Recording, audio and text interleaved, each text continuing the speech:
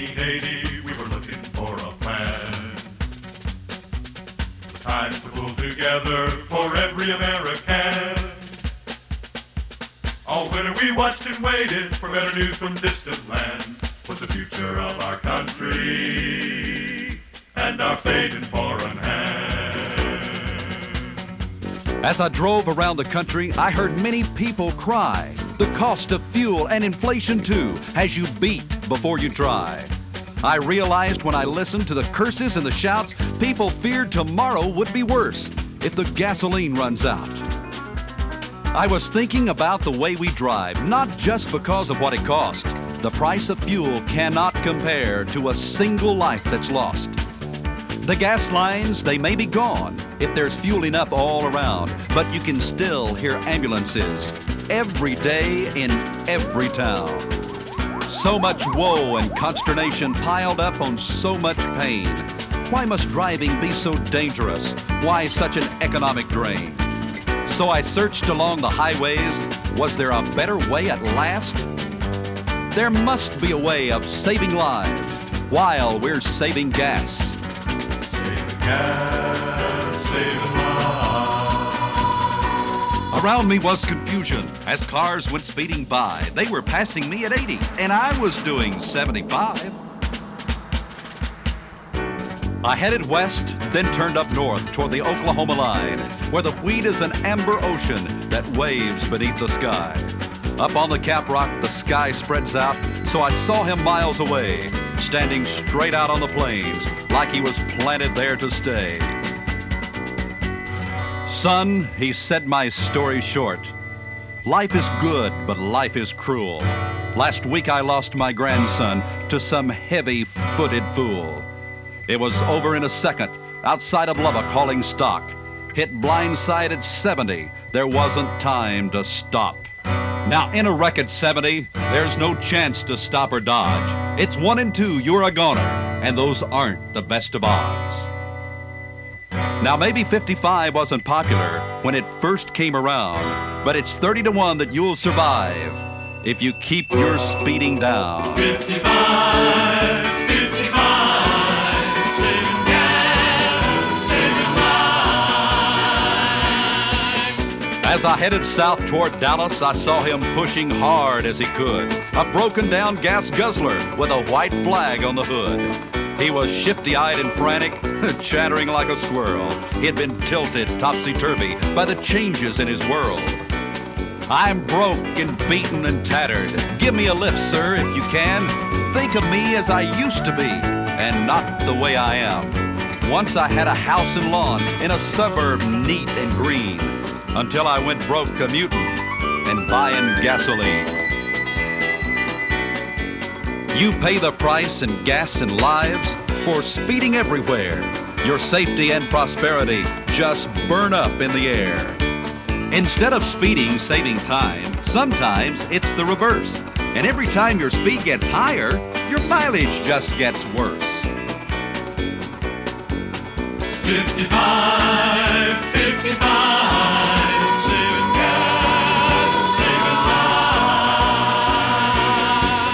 I was approaching Houston's canyons where the towers scraped the sky. I gave a ride to a kid of 17 who wore a patch across one eye. I lost it in a car wreck, and I can't remember what it was for. The way we drive on the freeway, you'd think we're in a war. I guess you'd say I was one of the pack, driving fast but never well. We'd roar and race and screech our brakes and run like wolves from hell. They'd tailgate close, they'd roar ahead, they'd pass on a dead man's curve. They were empty-headed, hooked on speed, propelled on phony nerve. Then the last one was beside us. He called in a surly voice, "To the hospital or to the poorhouse? Follow us and take your choice." My passenger finally spoke as the danger passed us by. Just think, because some have to speed, so many others have to die. 55, 55, saving gas, saving lives. It was in the valley that I met him. His guitar was in his hand. When he played, it was like a summer rain, sprinkling the Rio Grande. What is life, he asks me. I can find it in this guitar. Life is all around us, even when we drive a car. If you go too fast, it passes by without a trace or memory. We're not here on earth just to have been.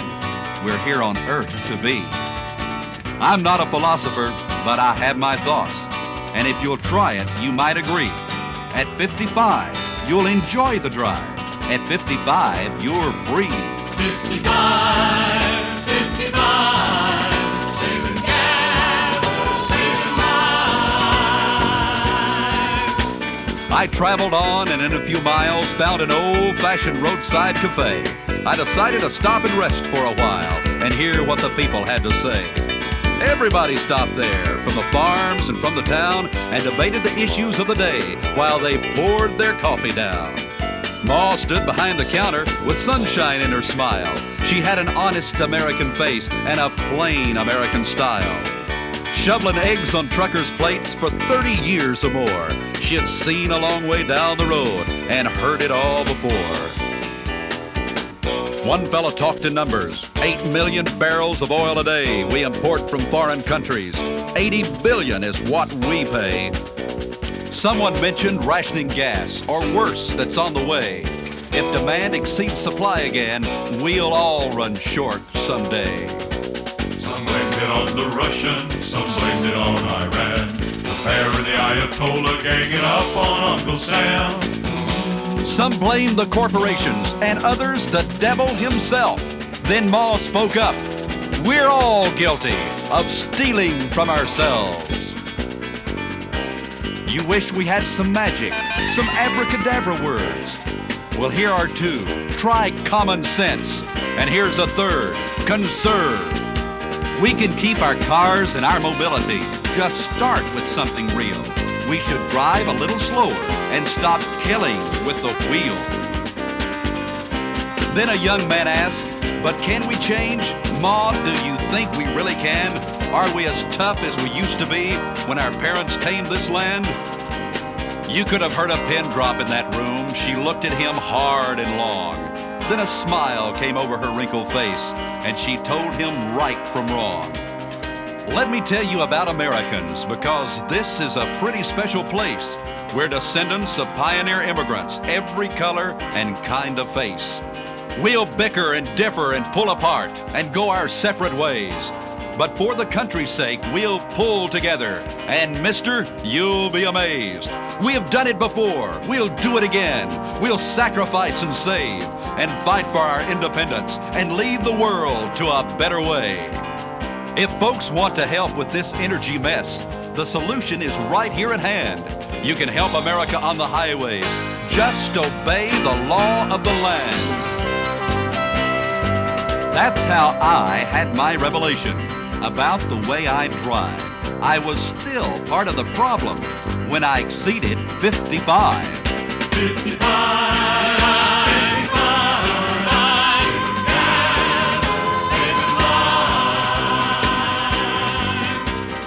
As I drove back home and I saw the flag in every town I passed by, I could tell there were others just like me who were giving the limit a try. All summer long, everywhere I went, more people had the plan.